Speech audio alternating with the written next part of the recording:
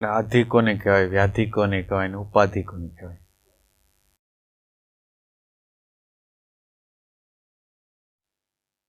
એટલે આપણે ત્રણ પ્રકારના શરીર છે, ત્રણ પ્રકારના આપણી અંદર શરીર છે.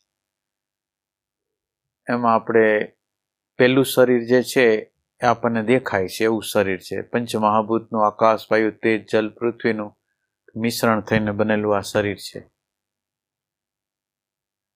તો આ જે સ્થૂલ શરીર છે,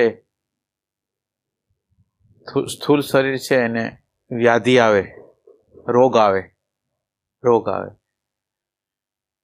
અને બીજું આપણું શરીર છે જે આ શબ્દ, સ્પર્શ, રૂપ, રસ, ગંધ એનો જે અનુભવ કરે છે, એનો જે મન, બુદ્ધિ, ચિત્ત, અહંકાર રૂપે જે અનુભવ કરે છે એ છે સૂક્ષ્મ શરીર. એટલે સૂક્ષ્મ શરીરની અંદર જુદા જુદા પ્રકારના વિક્ષેપો રહે છે. રાગ, દ્વેષ, લોભ, ઘૃણા, ભય એ બધા રહે છે. એટલે એને આપણે આધિ કહી. અને ઉપાધિ જે છે એ આપણું એક કારણ શરીર છે. આપણું કારણ શરીર છે એટલે આ જે સૂક્ષ્મ શરીર અથવા સ્થૂલ શરીરનો જન્મ થાય છે એનું કારણ શું? સ્થૂલ શરીર અને સૂક્ષ્મ શરીર અસ્તિત્વમાં શું કામ એને આવે છે? તો એ કે સ્થૂલ શરીર અને સૂક્ષ્મ શરીર અસ્તિત્વમાં આવે છે એનું કારણ છે સ્વરૂપનું અજ્ઞાન. એને લીધે એનું આ જે આપણું કારણ શરીર છે એનું અસ્તિત્વ આવે છે. એટલે કારણ શરીર છે એ તમસનું બનેલું છે. કારણ શરીર છે એક સંદર્ભથી તમસ છે, એની અંદર અંધકાર છે. તો એ અંધકારનું બનેલું છે એટલે સ્વનું ભાન નથી. અને સ્વનું ભાન નથી એટલે આપણે બીજી વસ્તુ છે એને આપણી માની છીએ. જે આપણું સ્વરૂપ છે, જે સત છે, જે ચિત્ત છે, જે આનંદ છે, ભાન છે, જ્ઞાન છે, સત છે, એને માનવાને બદલે આપણે સ્થૂલ શરીરને મારું માની, માન્યતાને મારી માની, સિદ્ધાંતને મારો માની, અહંકારને આપણો માની. એટલે આ અહંકાર છે એ ઉપાધિ છે. એટલે અહંકાર છે એ ઉપાધિ છે. શરીર છે એની જે પીડા છે એ વ્યાધિ છે. અને આપણે સૂક્ષ્મ શરીરના જે વિક્ષેપો છે એ આધિ છે. રાગ, દ્વેષ, લોભ, ઘૃણા, ભય આ બધું. હવે આ ત્રણ આધિ, વ્યાધિ ની ઉપાધિ આપણા ત્રણ દેહને લાગેલા છે. સ્થૂલ દેહને, સૂક્ષ્મ દેહને અને કારણ દેહ. હવે આપણે એમાં એક વાત કરી કે આ કારણ શરીર બનવાનું કારણ સ્વનું અભાન છે. એટલે જે વસ્તુ આપણે નથી એને આપણે માની લીધી.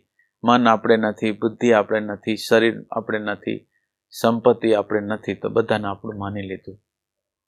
એટલે આ માનવાની જે પ્રક્રિયા છે એ અજ્ઞાનમાંથી ઉત્પન્ન થાય છે.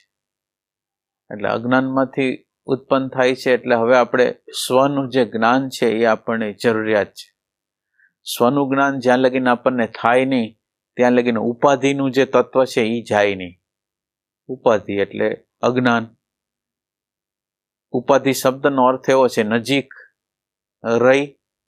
નજીક વસ્તુ હોય, જેમ કાચનો ગોળો હોય ને એની પડખે ફૂલ મૂક્યું હોય તો ફૂલનું પ્રતિબિંબ એમાં પડે. એટલે એ શું કામ એને પડે છે એનું પ્રતિબિંબ? તો એ કે નજીક રહીને પોતાના ધર્મો ગોળાની અંદર નાખે છે. જે કાચનો ગોળો છે એમાં આપે છે. એમ આ જે આપણું તમસ છે એ આત્માને પોતાનો ઢાંકી અને પોતાનું જે અંધકાર છે એ પ્રદાન કરે છે. પોતાનું જે અંધકાર છે, પોતાનું જે અજ્ઞાન છે એ અંતઃકરણની અંદર જે આત્મા છે એને ઢાંકી અને એને બતાવે છે. એટલે આ છે ઉપાધિ. અને ઉપાધિનો ઉપાય જે છે એ છે કે આપણે સ્વનું ભાન, જ્ઞાન કરવું જોઈએ. હવે સ્વનું ભાન અને જ્ઞાન કરવા માટે આપણે ખરેખર આપણે પોતે કોણ છીએ અને શરીર, મન, બુદ્ધિ, ચિત્ત, અહંકાર એ બધું શું છે એને આપણે સમજવું જોઈએ. અને એ સમજવા માટે આપણું આખું યંત્ર છે એને જુદું કરી દેવું જોઈએ. યંત્ર આપણું અત્યારે ભેગું રીતે કામ કરે છે એ યંત્રને આપણે બરાબર રીતે સમજવું જોઈએ. તો હવે આપણે યંત્રની રચનાની અંદર આ સ્થૂળ બોડી છે એને બરાબર આપણે આ સ્થૂળ બોડી છે અને આ સ્થૂળ બોડીની ઉત્પત્તિ થાય, સ્થિતિ થાય અને પ્રલય થાય. બાળપણ હોય, યુવાની આવે, વૃદ્ધાવસ્થા આવે, જન્મ થાય, મરણ થાય, આ બધા વિકારો એની અંદર દાખલ થાય ને આ રીતે એનું કાર્ય હોય. હવે આ જે આ શરીર છે એ ઉત્પત્તિ, સ્થિતિ અને પ્રલય આના થયા રાખે. હવે આપણે સ્વનું જ્ઞાન મેળવવું છે તો પેલું આ ફિઝિકલ બોડી છે કે જે પરિવર્તનશીલ છે. હવે આ પરિવર્તનશીલ બોડીની અંદર જ્ઞાનેન્દ્રિય આપી. એટલે આ ફિઝિકલ બોડી છે એ સ્થૂલ છે, ઉત્પત્તિ, સ્થિતિ, પ્રલયવાળું, નાશવંત છે, એવું એક આ તત્વ છે. અને બહારની જે સ્થૂલ છાપો છે એને પોતાના ઇન્દ્રિયો દ્વારા, સૂક્ષ્મ છાપોને પોતાની ઇન્દ્રિયો દ્વારા ગ્રહણ કરે છે. એટલે આ ગ્રહણ કરે છે એટલે કે આ યંત્ર સ્થૂલ બોડી, એમાં આ 5 જ્ઞાનેન્દ્રિય, એક બીજું તંત્ર, એની અંદરનું એક તંત્ર, અને એ જ્ઞાનેન્દ્રિયની અંદર જ્ઞાન તંતુ, એ બીજું તંત્ર. એટલે જેમ એક કાર્ય કરવા માટે એક કારખાનું બનાવ્યું હોય, એક ફેક્ટરી બનાવી હોય, એમાં જુદા જુદા કામ કરતા હોય, કોઈ ક્લાર્કનું કામ કરતો હોય, કોઈ પટાવાળાનું કામ કરતો હોય, કોઈ ઓફિસર, કોઈ માલિક, કોઈ કારીગર, એવી રીતે જેમ હોય છે એમ આ યંત્રની અંદર સ્થૂળ બોડી છે એ ફિઝિકલ છે, ઈ છે, એની અંદર 5 જ્ઞાનેન્દ્રિયો આપેલી છે. અને આ 5 જ્ઞાનેન્દ્રિય છે એ સંદેશા લઈ, બસ 5 જ્ઞાનેન્દ્રિયનું કામ આટલું જ છે કે સંદેશાને કાનમાં અથડાય શબ્દ એટલે એ સંદેશાને અંદર લઈ જવાનું. એટલે અંદર લઈ જાય એટલે અંદર લઈ જવાનું કામ જ્ઞાન તંતુનું છે, એનું નહીં. ખાલી એણે પોતાના ગોલોકની અંદર ખાલી સંદેશો લીધો અને એનું વાઇબ્રેશન થયું અને એ વાઇબ્રેશન અંદર ગયું અને એ જ્ઞાન તંતુ મારફત વાઇબ્રેશન ગયું. એટલે જ્ઞાન તંતુ એક કાર્ય ઉપાડી લીધું, એક જ્ઞાનેન્દ્રિય કાર્ય ઉપાડી લીધું. આ જે જ્ઞાનેન્દ્રિય છે એ બ્રેઇન સેલને સંદેશો આપે, એટલે એનો ઓડિયો અને વિડીયો કરી નાખે. એટલે એ સંદેશો એની અંદર વયો ગયો એટલે આ ત્રીજું યંત્ર. ચોથું યંત્ર કે જેની અંદર ચોથી જે હસ્તી છે એ શું કરે, એને મૂલ્યાંકન આપે. મૂલ્ય જે આપવાનું કામ કરે છે એને આપણે મન કહીશું, બુદ્ધિ કહીશું, ચિત્ત કહીશું, સૂક્ષ્મ શરીર કહીશું. હવે આ છે એનું મૂલ્યાંકનનું કામ કરે, આ ચોથું. અને 5મું તંત્ર છે જેનું આ બધી ઘટનાઓ ઘટી, પણ એ ઘટનાને જોનાર કોણ, પ્રકાશનાર કોણ? તો કે આ બધી ઘટના છે એ ડેટા છે. આ બધી ડેટાઓ આવી, પણ એ ડેટાઓ તો સ્થૂલ છે. તો એ ડેટાઓને જે પ્રકાશ કોણે કર્યો, તો એ પ્રકાશ કર્યો એ કોન્શિયસનેસ છે, ભાન નામનું તત્વ. એટલે હવે આપણે આ યંત્રને બરાબર સમજી છીએ. આ યંત્ર છે એ પોતે સહકારથી કામ કરે છે. સહકારથી કામ કરે છે એટલે યંત્ર કેવી રીતે કામ કરે છે એને આપણને પરિચય થતો નથી. પણ આપણે અત્યારે જોયું એમાં ફિઝિકલ બોડી છે, એની અંદર જ્ઞાનેન્દ્રિય છે, જ્ઞાનેન્દ્રિયનું એક કામ છે, એની અંદર સંદેશો લઈ જાય એ બીજું વ્યક્તિ છે. આ જે ફોટા પાડી લે છે બ્રેઇન સેલ છે એ ત્રીજું યંત્ર છે. મન છે એ ચોથું યંત્ર છે. અને 5મું છે એ જીવંત વસ્તુ છે, એ ચેતન તત્વ છે જે આ બધાનો પ્રકાશ કરે છે. એટલે આ કોઈની તાકાત નથી. શરીર છે એ જડ છે, શરીર પોતે જડ છે. શરીર છે એ જો ચેતન હોય તો મૃત્યુ થાય તો ચેતન રહેવું જોઈએ. જો શરીર ખરેખર ચેતન હોય તો મૃત્યુ થાય તો એ ચેતન, પણ ચેતનનો ગુણ એનો નથી. ચેતનનો ગુણ એમ જેમ એવી રીતે મોટર છે, પ્લેન છે, એ હાલે છે એનો અર્થ એમ નથી ચેતન છે, પણ હાલવા પાછળ કોઈ યંત્રની કામગીરી છે. એવી રીતે આ યંત્રની કામગીરીથી આ ચાલે છે. એટલે આ કોન્શિયસનેસ જે છે એનો પ્રકાશ કરે છે. કોન્શિયસનેસ છે એનો પ્રકાશ કરે છે. આ શરીર છે એ યંત્ર છે, આ જ્ઞાનેન્દ્રિય છે એ યંત્ર છે.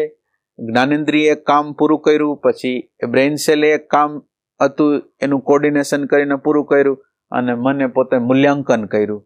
હવે આ જે શરીર જડ છે, હવે આ જ્ઞાનેન્દ્રિયો છે એ પણ જડ છે. જ્ઞાનેન્દ્રિયો છે એ પણ પોતે જડ છે.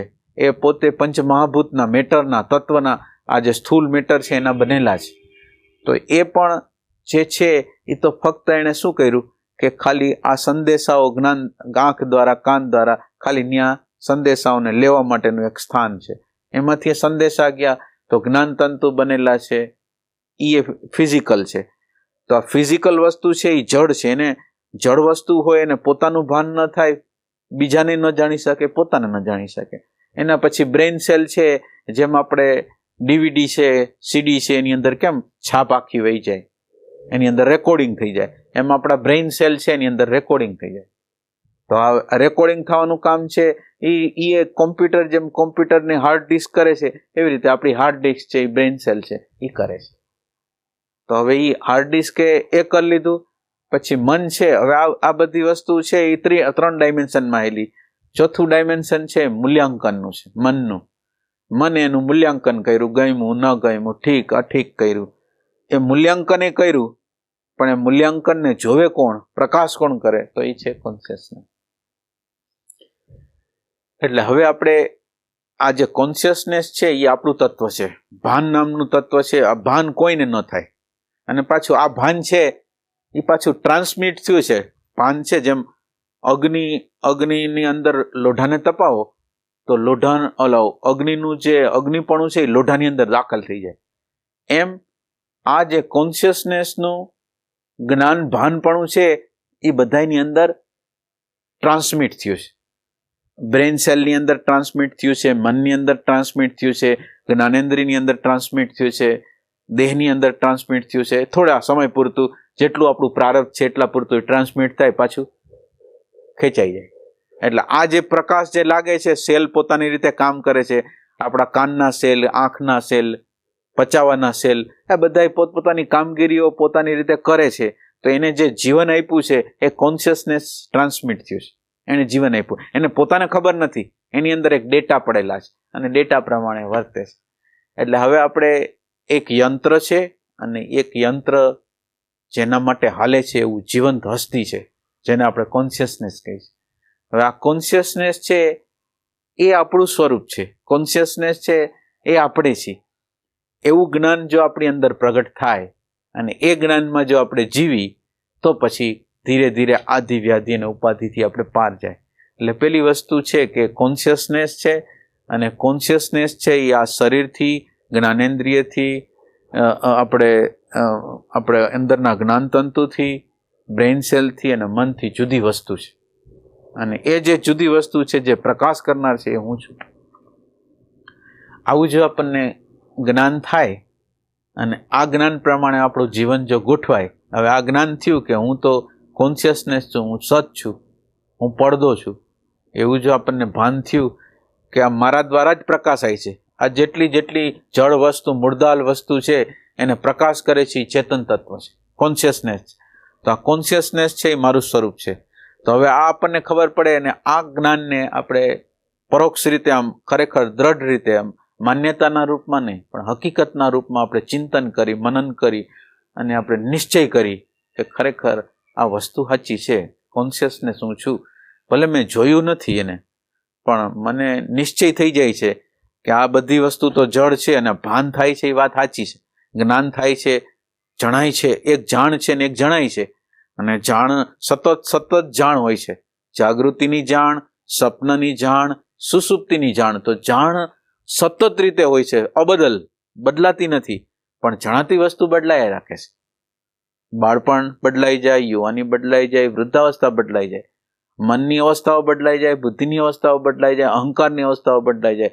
પણ આ જે જણાતી વસ્તુ બદલાય છે, પણ જાણ બદલાતું નથી. આ જાણ છે હું છું. હવે મને નિશ્ચય છે કે આ જાણ છે એ જ હું છું. એવો જો આપણે ખરેખર નિશ્ચય કરી, અને પ્રોબ્લેમ એ છે કે આપણે નિશ્ચય નથી કરી શકતા, નિશ્ચય કરતા નથી. માની છીએ બધું, સંતોએ કીધું એટલે માની લઈ છીએ, પણ આપણે ચિંતન કરતા નથી, આપણે મનન કરતા નથી, ને આપણે આપણી આંખ દ્વારા, ત્રીજા નેત્ર દ્વારા આપણે જોતા નથી. તો હવે આ પોઈન્ટ એવો છે કે આપણે જો આ જે કોન્શિયસનેસ, ભાનનું તત્વ, સતનું તત્વને જો આપણે જાણવું હોય તો એનો નિશ્ચય કરવો જોઈએ કે ખરેખર છે. બીજા લોકોએ કીધું એટલા માટે નહીં, પણ મારે અંદર આંતરપ્યાસ દ્વારા, આંતર ખોજ દ્વારા હું નિશ્ચય કરું છું અને જ્ઞાતના ઇન્ફોર્મેશનના બધા ફિલ્ડને હું ફેંકી દઉં છું.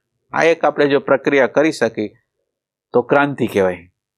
અને આપણા આધ્યાત્મની જે શરૂઆત છે ને અહીંથી કહેવાય સાચી આધ્યાત્મની શરૂઆત આ જગ્યાએ. તો આ પરોક્ષ જ્ઞાન આપણને થાય ને એ પ્રમાણે પછી એ દ્રષ્ટાની અંદર એ જાણ, હવે જાણ વસ્તુ જો આપણે હોય અને આપણે જો જણાતી વસ્તુ ન હોય તો હવે જણાતી વસ્તુને હું ને મારું માનવાની શું જરૂરિયાત? પછી જો આ જ્ઞાન આપણને થઈ જાય કે આ બધી વસ્તુ દેહ જણાય છે, જ્ઞાનેન્દ્રિય જણાય છે, જ્ઞાનતંતુ જણાય છે, બ્રેઇન સેલ જણાય છે, માન્યતા જણાય છે, અહંકાર જણાય છે અને જાણ તત્વ છે એ જુદું છે.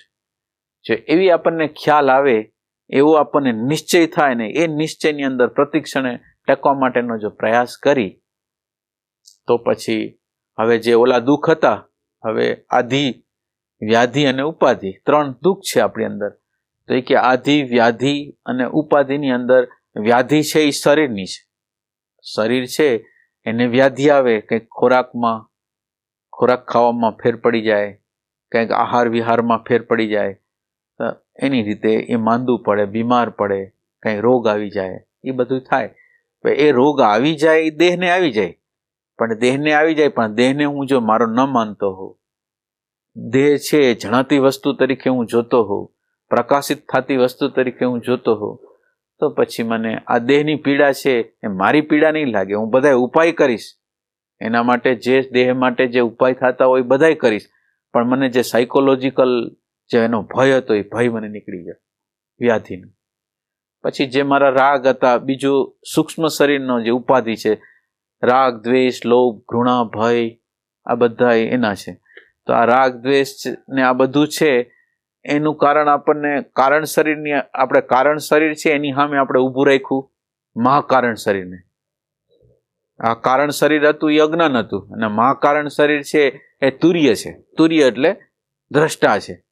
હવે આ દ્રષ્ટા છે, દ્રષ્ટા એટલે એ સતત રીતે જે જોવાનો પ્રયાસ કરે છે એ હવે કારણ શરીર એટલે અજ્ઞાન, કારણ શરીર એટલે હું શરીરને હું માનું, મનને હું માનું, એને બદલે હવે મને ખ્યાલ આવી ગયો એટલે કારણ શરીર છે એ મહાકારણ શરીર આપણને જ્ઞાન થઈ જાય, આપણને પરોક્ષ નિશ્ચય થઈ જાય, તો પછી જે આ કારણ દેહ છે ને એ જીવતો ન રહે. એટલે પેલી જ અસર થાય એ કારણ શરીર ઉપર થાય. એટલે આ જેટલા અંશમાં આપણે દ્રષ્ટામાં જીવશું એટલા અંશમાં કારણ શરીર છે એનો, કારણ શરીર એટલે અંધકાર, અજ્ઞાન, એ ધીરે ધીરે જતો. અંધકાર શું હતો? અજ્ઞાન શું હતો? કે શરીર હું છું, મન હું છું, કારણ દેહ હું છું, એવું આપણે માનતા હતા, એ આપણું અજ્ઞાન હતું. અને અત્યારે શું? તો કે અત્યારે હું દ્રષ્ટા છું, સત છું, ભાન છું, જાણ છું. તો આ બધી વસ્તુ જણાય છે. તો હવે હું આ જાણમાં જીવવા જાઉં, જાણમાં રહેતો જાઉં તો વ્યાધિ વહી જાય અને ઉપાધિ તો પેલી જાય. ઉપાધિને પેલી અસર થાય, કારણ શરીર પેલું ઇફેક્ટમાં આવે અને કારણ શરીર પેલું ઇફેક્ટમાં આવે એટલે બુદ્ધિ છે એ શુદ્ધ થાય, ભાવ છે એ પોઝિટિવ થાય, કર્મ છે એનો સુધારો થાય. તો આ રીતે આપણે આને આમ કરી. હવે આને રૂટીન જીવનની અંદર નજીકથી અવલોકન કરવું હોય તો શું કરવું જોઈએ? હવે આ તો આપણે આ વાત કરી દીધી, પણ વાત કર્યા પછી આપણને શું કરી કે જેથી આપણે આત્મતત્વની અંદર સ્થિતિ કરી? તો એ કે સમય છે ને, સમય એનો સદુપયોગ કરી તો થાય. તો એ કે સમયનો સદુપયોગ એટલે શું? તો એ કે સમયનો સદુપયોગ એટલે આપણે એક ઘરેથી બીજે ઘરે, કોઈની ઘરે જાય છે, કોઈને મળવા જાય છે, ઓફિસે જાય છે, તો વચ્ચેના કારમાં ડ્રાઇવિંગ કરી છે, બેઠેલા છીએ, તો આપણને સમય છે. વહાં પહોંચશું ત્યારે તો એને અડધી કલાકની વાર છે, તો વચ્ચેમાં આપણને સમય છે. તો વચ્ચેની અંદર આપણને સમય છે, તો એ સમયની અંદર આપણે આ વર્તમાનનું, આ દ્રષ્ટાનું અનુસંધાન કરી શકીએ. એટલે હવે આ જે વાત થઈ એ પ્રીતિની વાત થઈ. આ જે વસ્તુ થઈ, તમે કોઈ લગ્નમાં જાઓ, મરણમાં જાઓ, પાર્ટીમાં જાઓ, હવે અહીંયા જવાની પ્રક્રિયા જે છે, પણ આ જવાની પ્રક્રિયા મારા માટે મહત્વની નથી, જાવું મહત્વનું નથી, પણ આ જવાની અંદર મારું જે આત્મતત્વ છે એને હું જીવંત રાખવા માટે જે મથી રહ્યો છે ને એ મહત્વની વસ્તુ. તો હવે જે લોકોને પ્રેમ હશે, એ માનો કે તમે રોડ ઉપર જાઓ છો ને સાઈડ બંધ છે, તો સાઈડ બંધ છે તો સાઈડ 30 સેકન્ડ માટે બંધ હોય તો 30 સેકન્ડને માટે આપણે ભજન કરી શકીએ, બીજો કાંઈ વિચાર કર્યા વગર. જો આપણે નજીકથી જો અવલોકન કરવું હોય, નજીક એની જવું હોય, અજ્ઞાનને જો આપણે મટાડવું હોય તો આવી રીતે જે સમય છે એનો જે બચાવ, નવરા પડ્યા છીએ તો નવરા પડ્યા છીએ તો ભૂત અને ભવિષ્યને કંઈ કરવું નથી. હવે હું મારા શ્વાસમાં વયો જાઉં છું, મારા નાભીમાં વયો જાઉં છું. જ્યારે જ્યારે હું એકલો પડું છું ત્યારે હું કોઈ પણ ભૂત અને ભવિષ્યની સાંકળને તોડી નાખું છું અને સતત રીતે વર્તમાનમાં જીવવાનો પ્રયાસ કરું છું. એક ઠામ ઉટકવાની પ્રક્રિયા છે. તો ઠામ ઉટકવાની પ્રક્રિયા છે તો એ તો કર્મ તો આપણે કરવાનું જ છે. પણ એ કર્મની અંદર આ આત્મતત્વ પરમ તત્વ કેવી રીતે જોડાય? તો એ કે આ કામ જે યંત્ર કરે છે એ યંત્રને હું જોઉં છું. હાથ હલે છે એ કર્મેન્દ્રી છે. કર્મેન્દ્રી પાછળ એનર્જી છે, એનર્જી પાછળ મન છે, મન પાછળ બુદ્ધિ છે, બુદ્ધિ પાછળ અહંકાર છે. આ બધા લોકો એની રીતે કરી રહ્યા છે. હું એનો જોનાર છું અને મારું કનેક્શન છે એ જે જોવે છે, જે જાણે છે એની સાથે મારું અનુસંધાન છે. તો આ જે જોવે છે, જે જાણે છે એની અંદર ઠામ ઉટકતા અનુસંધાન કરે એટલે હવે આ સમય તો આપણને મળી ગયો. હવે પ્રોબ્લેમ જે છે એ આપણો પ્રોબ્લેમ શું છે કે આપણે કર્મ કરી છીએ પણ કર્મની અંદર જે પ્રકારે અનુસંધાન આપણે કરવું જોઈએ એ કરતા નથી એટલે પરિણામ નથી. તો હવે આપણી અંદર જો પ્યાસ હશે તો આપણે 1 સેકન્ડ મળે તો 1 સેકન્ડનો પણ ઉપયોગ કરવા માગશું તો પછી આપણે આ અજ્ઞાન છે એને દૂર કરશું. આધિ વ્યાધિ ઉપાધિ છે તો એ દૂર થઈ શકે છે. એટલે હવે આ રીતે આપણે દરેક કર્મ જ્યારે કરવાનું હોય ત્યારે કર્મ કરે છે એ એક તંત્ર છે અને કર્મ કરે છે અને જોવે છે એ બીજું તંત્ર છે. એ કોઈ દી કરતા કોઈ દી કંઈ કરતું નથી એવું તંત્ર છે અને મારી નજર છે એના ઉપર છે. અને આપણે આના માટે એક ઊંડો પ્રેમ આપણી અંદર એવો જોઈએ છે કે આપણે આ ભાનની વાત કરી છે, જાણની વાત કરી છે, સતની વાત કરી છે, પણ એ સતને આપણે સ્વીકારતા નથી. સતને ગોતી છે કે આ વાત સતની શું કરે છે. ભાન તત્વ વારે વારે કરે છે તો એ તત્વ શું છે? તો એ જે તત્વ છે એને પ્રશ્ન રૂપે રાખી છે કે ભાન એટલે શું, ભાન એટલે શું. અત્યારે માનેલું છે કે હું જાગૃતિમાં છું. જાગૃતિમાં નથી. આપણે કહેવાતી જાગૃતિ હોય ના નથી, આપણે મન નહીં જોતા હોય પણ છતાંય જાગૃતિ નથી. તો હવે આપણે એવા પ્રશ્નમાં જીવી શકી કે આ ભાનનું તત્વ શું છે ને સતનું તત્વ શું છે મને ખબર નથી. એ ખબર નથી અને મને જાણવું છે. એટલે ખબર નથી માં જેમ જેમ રહેશો ને તો એનો પ્રકાશ થશે અને આપણે એને ખરેખર સાચા અર્થમાં એને જાણી શકશું. એટલે પેલો ઉપાય છે આપણે આત્મતત્વને જાણવા માટેનો ઉપાય તો કોઈ માન્યતા દ્વારા સ્વીકાર નહીં. માન્યતાને બધાને ફગવી દેવાની અને ખરેખર આ સત કે છે, જાણ કે છે, ભાન કે છે, સત કે છે એટલે શું? એક સત શબ્દ છે, એક સત અર્થ છે, બુદ્ધિ દ્વારાનો અર્થ છે અને એક સંકેત છે કે જ્યાં આપણે અનુભૂતિનું સેન્ટર છે. જે સંકેત છે એ અનુભૂતિ છે. તો આપણે શબ્દમાં નથી અટકવાનું, અર્થમાં નથી અટકવાનું અને જે અનુભૂતિ છે, પ્રેક્ટિકલ છે એમાં આપણે જવાનું છે. જો હવે આ આપણે આપણી અંદર ચોખ્ખું થઈ જાય કે આ સત તત્વ છે એની હું ઇન્ક્વાયરી કોઈ દી કરતો નથી, ભાન તત્વ છે એની કોઈ દી ઇન્ક્વાયરી કરતો નથી, માની લઉં છું. શાસ્ત્રોએ કીધું એટલે માની લીધું, સંતોએ કીધું એટલે માની લીધું. આ માનવાની પ્રક્રિયા છે એ આપણી અંદર જ્ઞાનને પ્રગટ થવા દેતું નથી. એટલે હવે આપણે વચ્ચે રહી છીએ. ન માનવાનું એટલે એમ કેમ, ન જ માનવું એમ નહીં. નથી માનતો એનું કારણ એમ છે કે મેં તપાસ નથી કરી. હું તપાસ કરું પછી ના પાડી શકું, પછી હા પાડી શકું, પણ અત્યારે તો મેં તપાસ જ નથી કરી એટલે હા અને નાની વચ્ચે હું ઝોલા ખાતો હોઉં. અને હા અને નાની વચ્ચે જે રહેવાની જે પ્રક્રિયા જે લોકો કરશે એને આ જ્ઞાન થશે. એટલે આ જ્ઞાન કરી શકે અને પછી દરેક કર્મ કરતી વખતે આ કર્મ જે કરે છે એના તરફ જો આપણે દ્રષ્ટિ રાખતા જશું અને જેટલી મિનિટ, જેટલી સેકન્ડ આપણા દ્વારા પ્રાપ્ત થાય, જેમ આપણે ધન કમાવા માટેની દોડ કેમ હોય છે કે આટલું ધન કમાવાઈ જાય તો સારું, આટલું ધન કમાવાય, એમ આ જે ધન છે, આ જે પ્રેઝન્ટ મોમેન્ટ અવેરનેસનું જે ધન છે એ આપણે કમાવાની જો ઝંખ ના હશે તો 1 minute, 2 minute, 3 minute, 4 minute, second, 3 second, 30 second જેટલી મળે એટલી લઈ લેવાની અને એ જેટલા અંશમાં આપણે લઈ લેશું એટલા અંશમાં એ કામ થશે.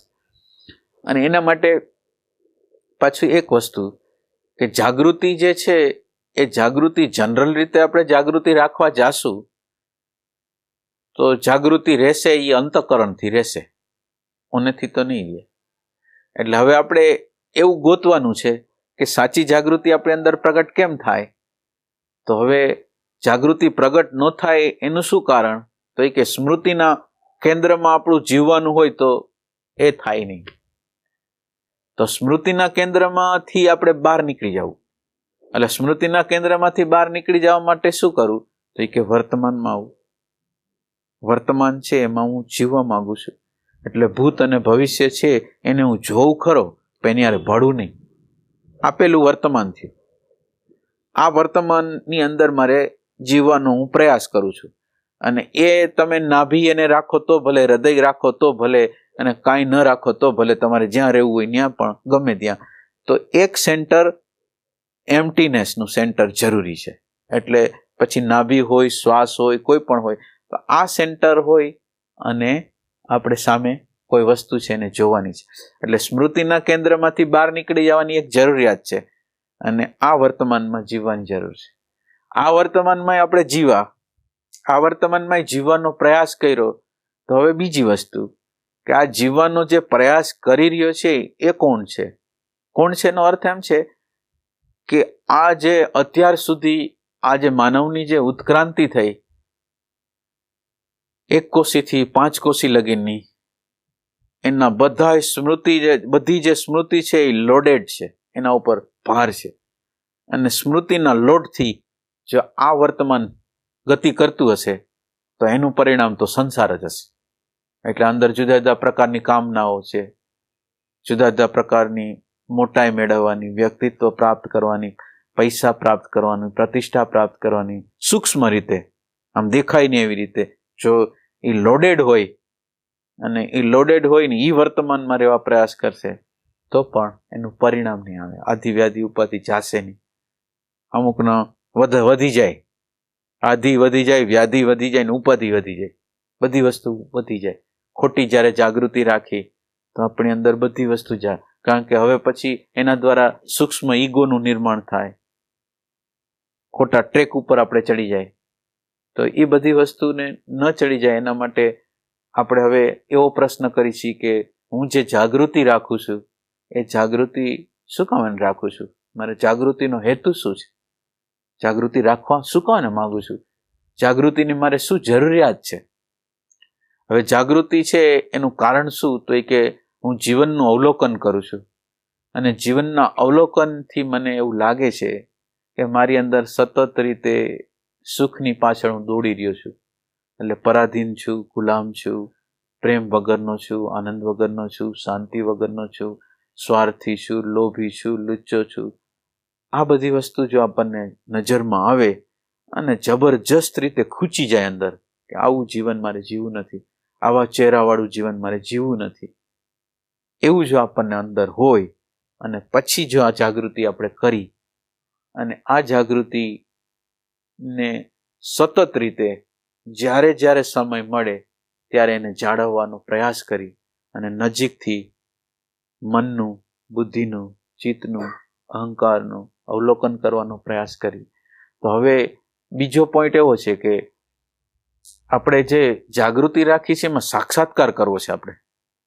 એટલે સાક્ષાત્કાર કરવો છે તો સાક્ષાત્કારનું લક્ષ્ય હોય તો આપણે ઘણું ચૂકી જાય.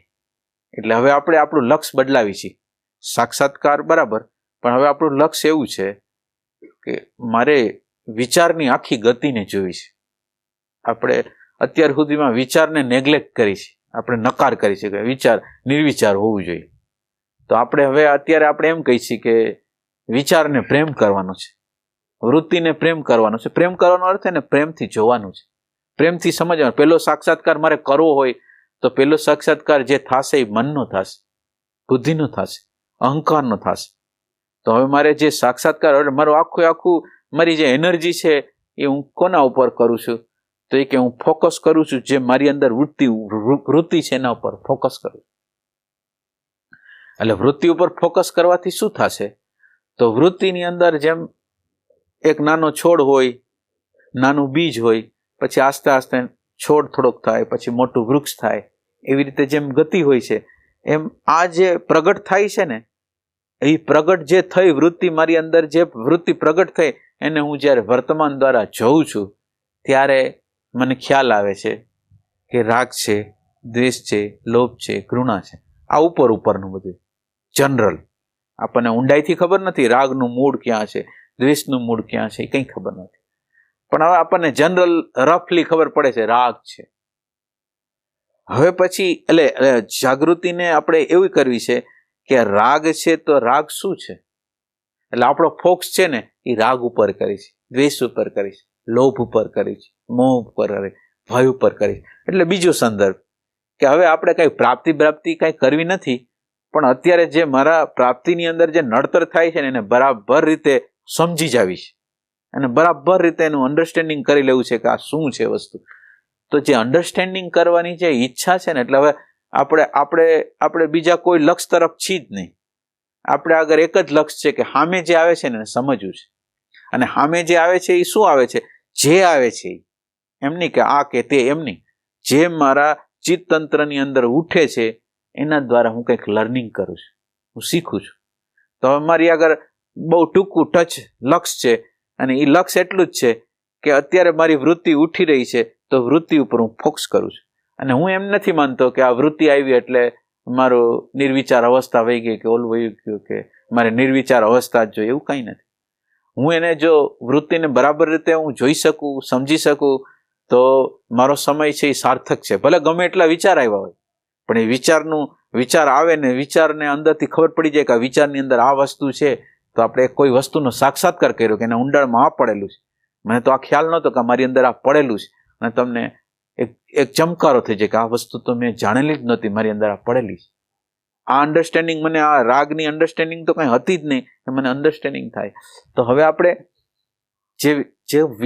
જે આપણે ઓબ્ઝર્વેશન કરી છીએ, આપણા નજીકમાં નજીક વસ્તુ જે પ્રગટ થઈ રહી છે એને બહુ ઇમ્પોર્ટન્ટ આપી છે, એને બહુ પ્રેમપૂર્વક, ઘૃણાપૂર્વક નહીં કે આ વિચારને પૂરો કરવો છે એટલે નહીં, કે આ વિચાર છે એની અંદર શું શું પડેલું છે, વિચાર છે એની અંદર પડેલું શું છે.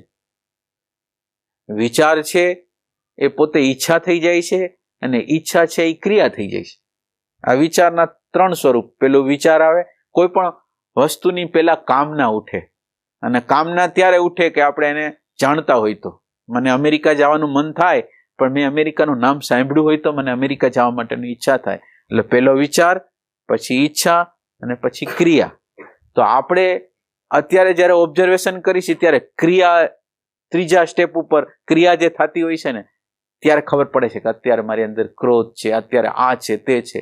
પણ એના મૂળ બીજ જે છે વિચાર, એ વિચારના બીજ ઉપર આપણી નજર જતી નથી.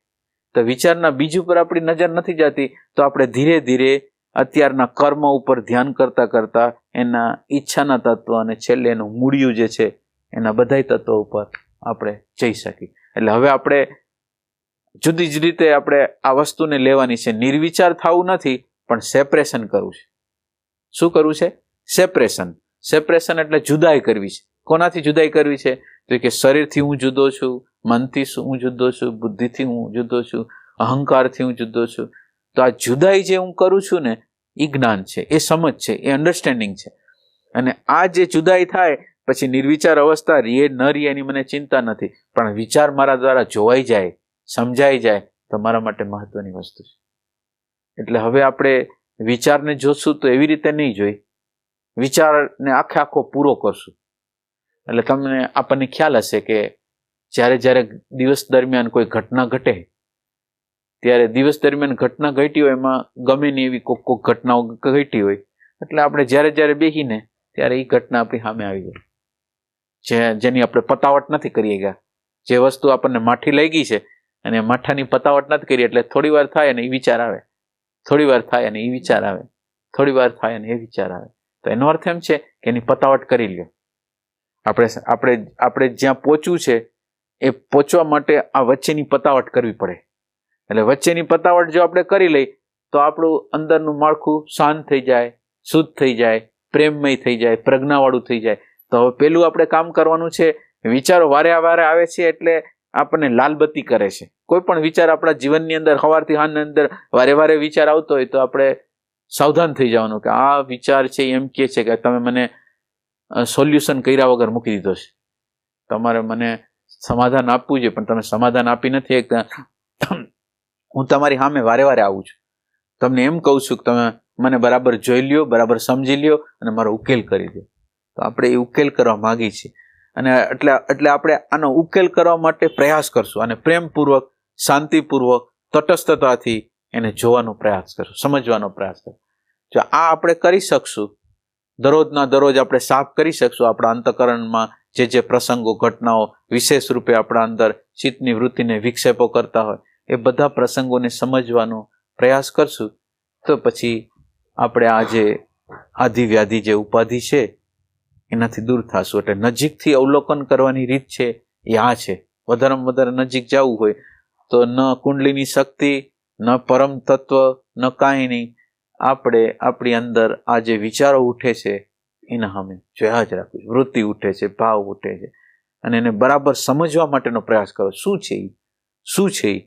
તો પછી આપણને ખરેખર આધિ અને વ્યાધિ અને ઉપાધિ ત્રણેય વસ્તુ છે એનાથી આપણે મુક્ત થઈ શકશું. એટલે મુક્તિની ચાવી એ છે કે પરોક્ષ જ્ઞાન કરવું. પરોક્ષ જ્ઞાન છે એ માન્યતા દ્વારા નહીં પણ અંદરની પ્યાસથી કરવું.